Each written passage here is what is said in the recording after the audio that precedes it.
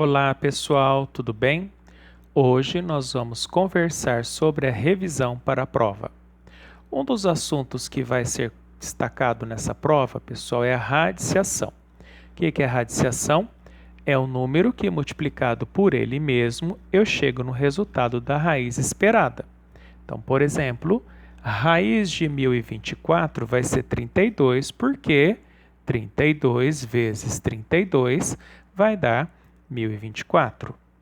A raiz de 1444, pessoal, por que é 38?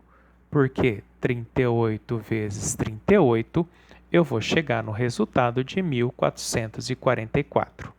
Ou seja, para nós encontrarmos a raiz, nós precisamos descobrir o número que, multiplicado por ele mesmo, chegue no resultado esperado da raiz.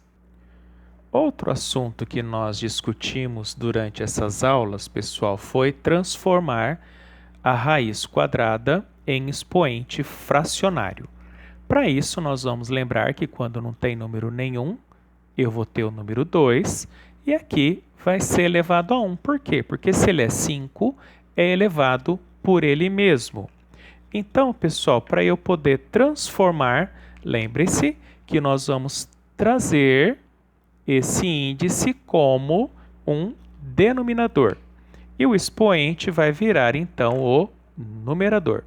Então, para eu transformar a raiz quadrada de 5 em expoente fracionário, nós vamos ter, então, que vai ser 5 elevado a meio. Então, eu transformo o meu índice em denominador e o meu expoente em numerador.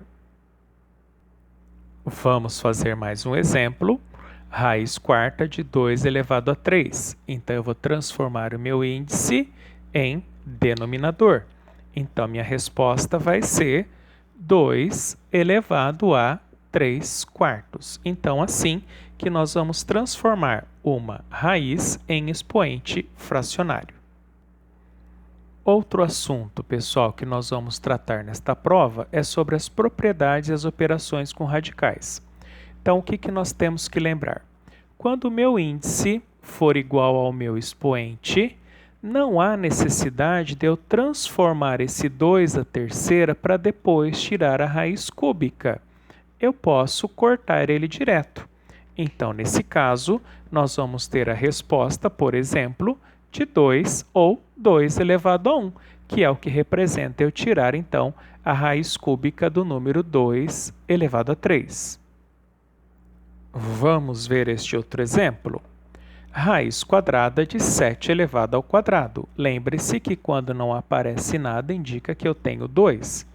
Por que eu posso cortar direto, pessoal? Porque se eu transformar em 7 ao quadrado, eu vou ter 49. E raiz quadrada de 49 vai ser 7. Então, eu posso representar por 7 ou 7 elevado a 1. Pessoal, outro assunto que vai cair na prova são as adições com radicais iguais ou radicais semelhantes, né? Então, nós temos, por exemplo, raiz de 3 mais 5 raiz de 3. Lembrando que quando eu não tenho nada, eu vou considerar como sendo 1 raiz de 3. Então, 1 raiz de 3 mais 5 raiz de 3, nós vamos ter, então, 6 raiz de 3. Vamos ver outro exemplo. 4 raiz de 5 mais 3 raiz de 5, nós vamos ter 7 raiz de 5. Ou seja, eu mantenho o radical e somo os números que estão ao lado deles. Outra forma que eu posso fazer adição é com radicais diferentes, que também não é raiz exata. Então, por exemplo, raiz de 45 mais raiz de 125, eu não consigo tirar a raiz quadrada desses dois números. Então, nós vamos ter que fatorar o 45, fatorar o 125. E feita a fatoração, pessoal, nós vamos observar o seguinte, que a raiz de 45 virou o quê? 3 ao quadrado vezes 5, porque eu tenho duas vezes aqui o 3. Mais, e o raiz de 125, pessoal, virou 5 ao quadrado vezes 5. Tendo essa situação, a gente consegue cortar esse aqui, né, com o quadrado, né, o expoente com o índice. Então, nós vamos ter, neste caso, 3 raiz de 5 mais 5 raiz de 5. A partir do momento que eu conseguir transformar os dois radicais iguais, eu faço a conta normalmente. Então, o resultado vai dar 8 raiz de 5. Outra situação que nós temos é a multiplicação de radicais, ou produto entre radicais, que nós vamos analisar o seguinte: se os radicais são iguais, eu vou manter o radical. Então, nesse caso, raiz quadrada, porque é raiz quadrada de 3 vezes raiz quadrada de 12, e nós vamos multiplicar 3 vezes 4, 12. Então, quando eu tenho uma multiplicação de radicais iguais, eu mantenho o radical, mantenho o índice e multiplico os números que estão dentro desse radical. Vamos ver outro exemplo. Raiz cúbica de 5 vezes raiz cúbica de 2. Eu vou manter a raiz cúbica e multiplicar o número 5 vezes 2, 10. Em um outro assunto que vai cair na prova, pessoal, é sobre equação. Então, nós temos a equação 2x menos 3 igual a 7. Então, lembrando que nós temos que isolar esse x. Para isso, nós vamos passar todos os números, né, com as suas operações invertidas. Então, vamos ficar lá. 2x é igual a 7 mais 3, certo? Porque eu mandei esse 3 com o sinal invertido. 2x é igual a 10. Depois, está multiplicando, eu vou passar para lá dividindo. Então, x vai ser igual a 5. Esse é o resultado da minha conta. O que significa eu dizer, então, que o meu x é igual a 5, pessoal?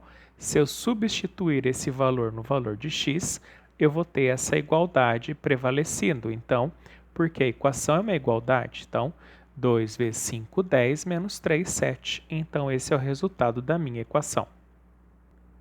Vamos ver um outro exemplo. 3x mais 5x é igual a 40. Então, nesse caso, eu vou somar aqui o x com x. 8x é igual a 40. Agora, eu vou isolar o x. X é igual a 40 dividido por 8. X vai ser igual a 5. O que significa isso? Que se eu colocar o número 5 no lugar desses 2x, eu vou ter igualdade prevalecendo. Então, 3 vezes 5, 15. 5 vezes 5, 25. 15 mais 25, então, é 40. Pessoal, então esses são os conteúdos, os objetivos da nossa prova. Então, nós vamos estudar, né, radiciação raízes, expoentes fracionários, propriedades dos radicais, operações com radicais e equações.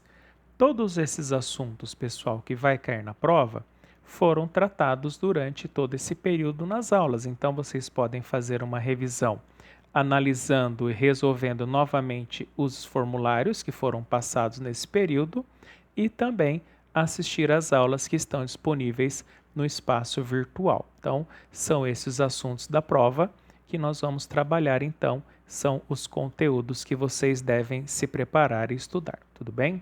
Espero que façam uma boa prova, que tenham um bom resultado. Uma boa semana e até a próxima.